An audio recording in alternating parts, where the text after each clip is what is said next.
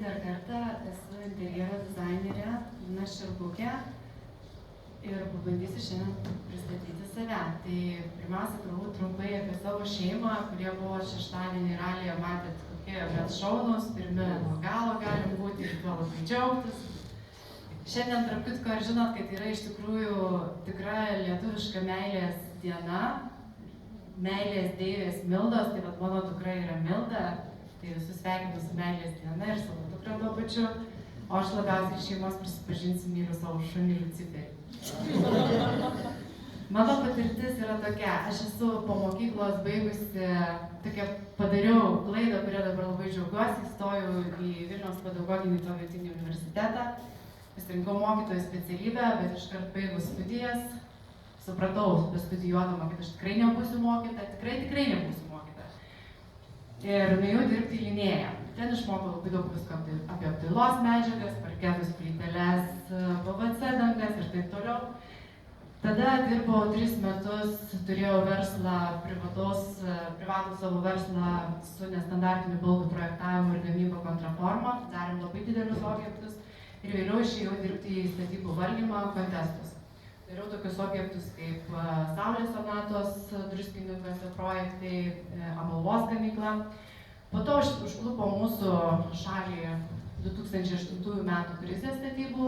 Aš tuo metu auginau savo sūnų, tai man labai pasisekė. Truputėlį paauginau sūnų, atostogavau, pagyvenau Venezuelai. O šiaip projektus interjero pradėjau daryti dar dirbdama Linėjoje ir čia matot mano pirmuosius projektus, tai vienas iš jų yra 2000 metais. Va šita nuotrauka, kur aš jau palikau tuo metu betoninės grindis, sudėjau PVC dangas ir panaudojau printą ant spintos durų. Tai betoninės lubos šiai dienai yra visiems įprastas dalykas, tuo metu tai žinokit man gerokai sukiojo pirštą prie smilkinio vis ir sakė, turbūt pinigų tau neužteko. Klientams. O čia vat vienas iš projektų, kai aš jau 2008 metais jau dariau bendrai miegamuosius kartu su vonios kambariais, tai tiesiog noriu parodyti, kad labai seniai pradėjome interjerus projektuoti. Tai pirmieji interjerai prieš 25 metus buvo padaryti. Vėliau supratusi, kad vis dėlto neišeina projektuoti tiesiog iš savo širdies ir iš žinių, kurias davė Linėja, kontraforma ir kontestus, nusprendžiau baigti studijas, tai čia yra mano diplominis darbas. Vėliau dirbau Rygoj, 7 metus ten praleidau, tai teko projektuoti daugiausiai demo butus, šiek tiek ofisų. Bet pagrindė buvo demo būti, kadangi dirbau pas vyrą, tai tiesiog jo versle, tai projektavau tai, ką gavau ką jisai statė, tai vat tenais ir projektuodavau. Tiesiog neturėjau pati savo klientūros. Mes buvom nusipirkę Visaginę gamyklą, kurią rekonstravom ir ten gaminom pod modulius, tai aš prie šitos gamyklos dirbau tiek fasadų rekonstrukcijos projektų dariau, tiek interjero, viso ten ir ofisas buvo įrengtas ir gamybinės patalpos. Kaip atrodo bendrai visas projektas, kaip aš vadinu, projektuoju nuo iki interjero. Tai paruošiu, pirmiausia, aš su užsakovu pabendrauju ir išsiaiškinu jo poreikius, tai reiškia biudžetą, terminus, stilių žinoma, savaime suprantama, ir tada darau techninius brėžinius. Daugiausiai dėmesio skiriu funkciniam išplanavimui, nes manau, kad tai yra vienas iš svarbiausių dalykų. Ir tik kai mes užsakovo pilnai išsigryninam, koks tas funkcinis išplanavimas bus, tai reiškia, kur stovės jo baldai, kokia bus virtuvė ir taip toliau, visas spektras, tada aš darau visus sekančius brėžinius, tai reiškia elektrą, santechniką ir taip toliau, ant tų planų patvirtintų. Toliau eina medžiagų parinkimas, rangovų parinkimas, baldų parinkimas, ir seka po to, jeigu užsakovas pageidauja, autorinė priežiūra. Kaip tai atrodo vizualiai, tai vat, čia yra butas, kokį aš atėjau, kokį planą gavau, su užsakovu išsigrydinom, kokią užduotis ir ko jis pageidauja, ir mes keliavom per visus brėžinius.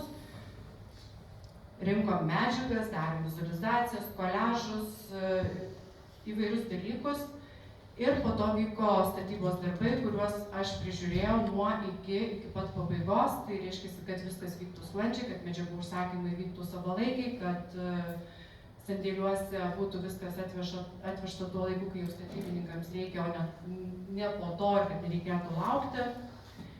Na ir rezultatas, ačiū Jurgitai mūsų fotografijai už jaukias šiltas nuotraukas, kurios tikrai perteikia šitą interjerą. Čia yra šiek tiek ir dar iš statybinės dalies, bet ačiū labai už nuotraukas. Ir iš tikrųjų man pats maloniausias dalykas, kai užsakovai sugrįžta ir jie vieni kitus rekomenduoja, tarkim, šitas interjeras, po to sekė šitam užsakovui jo sodybos rekonstrukcija, jo draugų buto rekonstrukcija. Tai yra patys maloniausi atsiliepimai, kai užsakovai toliau mane rekomenduoja ir sugrįžta, nes tikrai turiu nemažai tokių klientų, kuriems dariau ir prieš 20 metų ir darau ir dabar. Kaip atrodo interjero konsultacija? Galima ir tokį dalyką užsisakyti, tai reiškia, kai nereikia daryti kažkokių didelių statybinių darbų, ir tiesiog reikalinga kažkoks pajaukinimas, pakeitimas. Tai šiuo atveju parodysiu, kaip mes su didelė komanda BNI narių dėka padarėm Diabitės mūsų buvusio nario biuriuko, tokio ofisiuko pakeitimą. Žodžiu, tiesiog aš atėjau į vieną susitikimą ir sako Eglė, žinai, sako, pas mus čia nefaina dėjau kūnų, sakau, nu jo, blogai. Ir ten tiesiog mes padarėm visą tą, buvo va taip, padarėm taip. Tai didelis ačiū labai, tuomet Pavelas dar dirbo su Gilbra, tiesiog atėjo, sakė, darom, tuomet dar buvo mūsų narys grindų plojėjas Eimantas, darom. Ir visi, kieno paprašiau, kieno kreipiausi, visi atsiliepė teigiamai ir į mano atsišaukė prašymą, tai vat rezultatas, tai yra konsultacijos rezultatas, tai jokių didelių statybinių griovimų, mes tiesiog sutvarkėm Diabitės.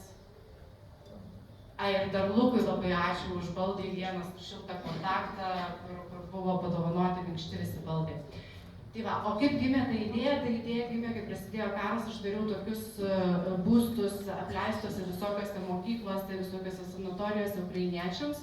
Ir tiesiog pamačiau, kad galima kartais ir iš nieko padaryti visai fainus dalykus, taip ir gimė idėja daryti tas konsultacijas.